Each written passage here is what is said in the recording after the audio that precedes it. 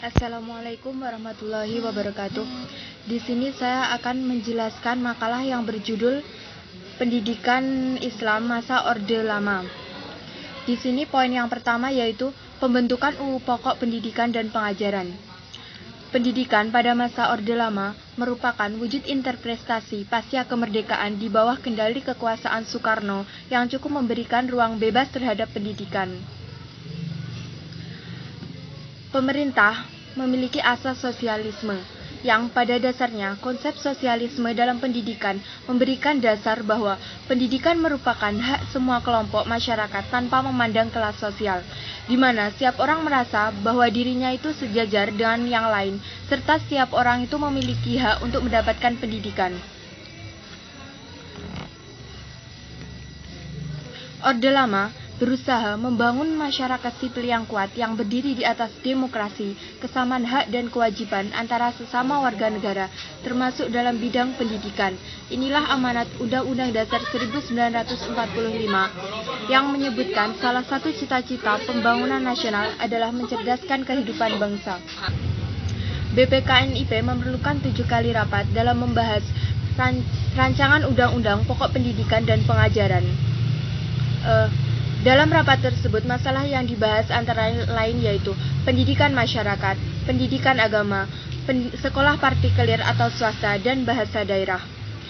Setelah adanya perbicaraan yang sangat sengit, maka akhirnya rancangan undang-undang tersebut dapat disahkan dan pada tanggal 5 April 1950, ketika Kementerian PP di bawah naungan Ki S. Mangunsarkoro, rancangan undang-undang tersebut dibawa ke parlemen dan disahkan. Di bawah Menteri Pendidikan Ki Hajar Dewantara dikembangkan pendidikan berdasarkan sistem Among yang berdasarkan asas kemerdekaan, kodrat alam, kebudayaan, kebangsaan, dan kemanusiaan yang dikenal dengan Pancadharma Taman Siswa dan semboyan ing ngarsa Sungtulodo ing Madya Mangunkarso Tutwuri Handayani. Pada tahun 1950, pendidikan nasional diundangkan pertama kali pada tahun 1950, yaitu UU Nomor 4 tahun 1950 yang kemudian disempurnakan menjadi UU Nomor 12 tahun 1954.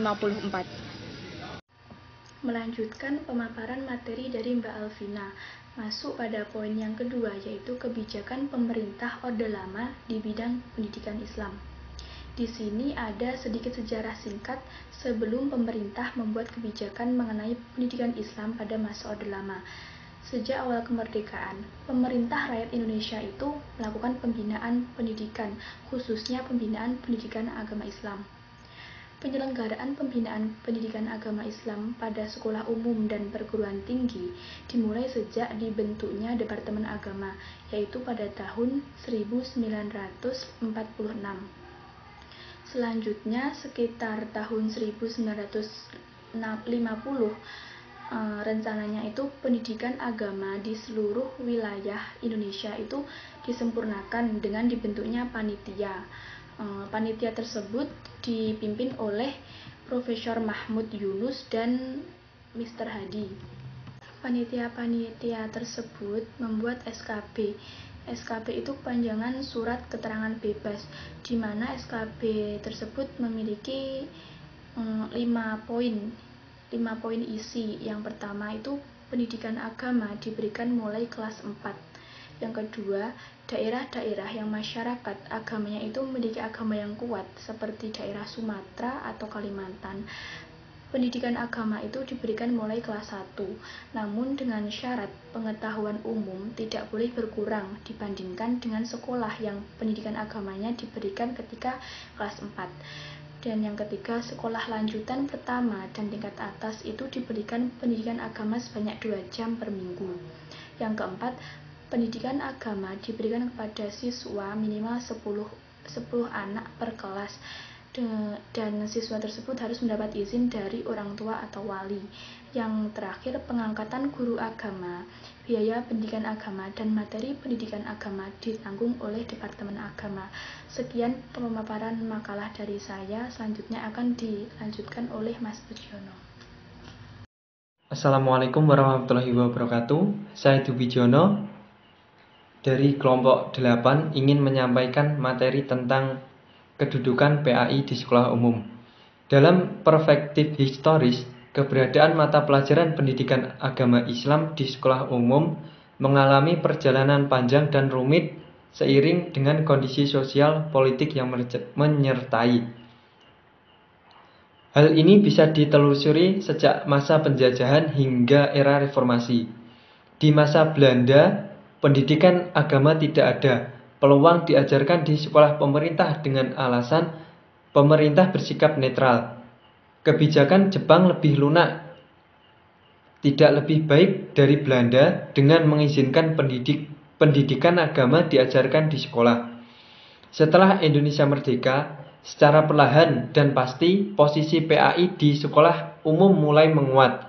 Dari sebelumnya sebagai mata pelajaran pelengkap, tidak wajib dan tidak menentukan kenaikan kelas, menjadi mata pelajaran inti di setiap jenjang pendidikan.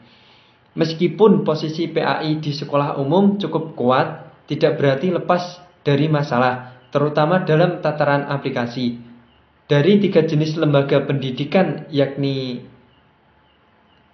yang berkembang di Indonesia, yaitu yang pertama, pesantren berakar dari tradisi asli Nusantara. Yang kedua, sekolah, dikenal setelah adanya interaksi bangsa Indonesia dengan kaum penjajah. Dan yang ketiga, madrasah, lahir sebagai respon umat Islam di Indonesia atas gerakan pembaruan Islam di Timur Tengah, sekaligus sebagai counter institution terhadap lembaga sekolah bentukan penjajah. Sekian penjelasan dari saya. Jika ada salahnya, saya mohon maaf. Wassalamualaikum warahmatullahi wabarakatuh.